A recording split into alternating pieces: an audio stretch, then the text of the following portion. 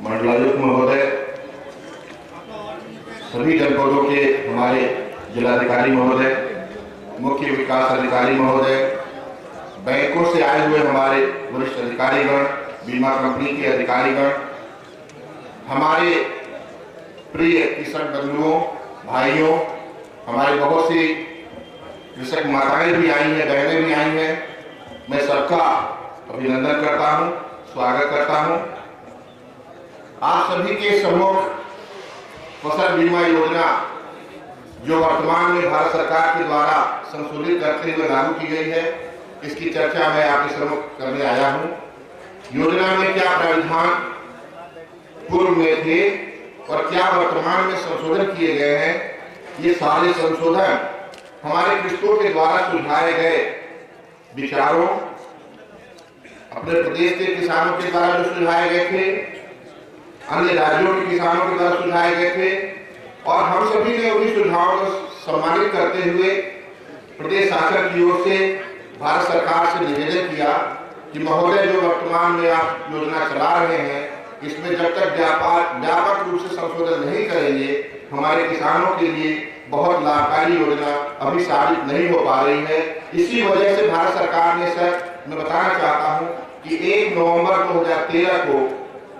संशोधित करते हुए योजना को, जो पूर्व में चल रही थी, जिसका नाम था सर राष्ट्रीय कृषि बीमा योजना, और वर्तमान में उन्होंने एक नेशनल क्रॉप इंश्योरेंस प्रोग्राम फसल बीमा के लिए गठित किया, और इसके अंतर्गत सर 2 योजनाओं को उन्होंने घटक के रूप में संचालित करने का निर्णय लिया।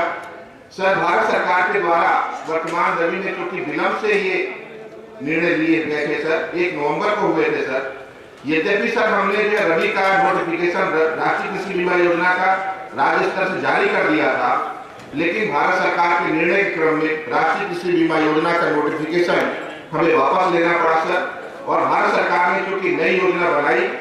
और उस योजना को सर मैं आपके सम्मुख रखना चाहता हूं, किसान बंधुओं के सम्मुख रखना चाहता हूं कि उत्तर प्रदेश प्रथम राज्य है जिसने नई योजना को वर्तमान रवि से ही लागू कर दिया है। यद्यपि सर इसमें कैबिनेट से अप्रूवल लेना था सर, कई औपचारिकताएं थे सर, न्याय से, वित्त से और अन्य विभागों से भी नियोजन से इसमें अनुमति प्राप्त करते हुए कैबिनेट से अप्रूवल लेना संभव था। इस योजना को सर 20 फरवरी को राज्य सरकार ने कैबिनेट में अनुमोदन कराते हुए इस योजना को प्रभावी कर दिया है सर। 28 फरवरी को इसकी सूचना भी जारी हो गई है सर। इस योजना के अंतर्गत वर्तमान रवि को भी 1 अक्टूबर से लेकर के कवर किया जाएगा, और इसमें जितने भी हमारे फसली ऋण के माध्यम से ऋणी कृषक हैं, अनिवार्य रूप से इस योजना के अंतर्गत कवर किए गए हैं। आगामी खरीफ में भी योजना को सही समय से लागू करने का मैं प्रयास कर रहा हूं सर। इसी साथ 7 मार्च को कृषि उत्पादन आयुक्त महोदय की अध्यक्षता में बैठक कराते हुए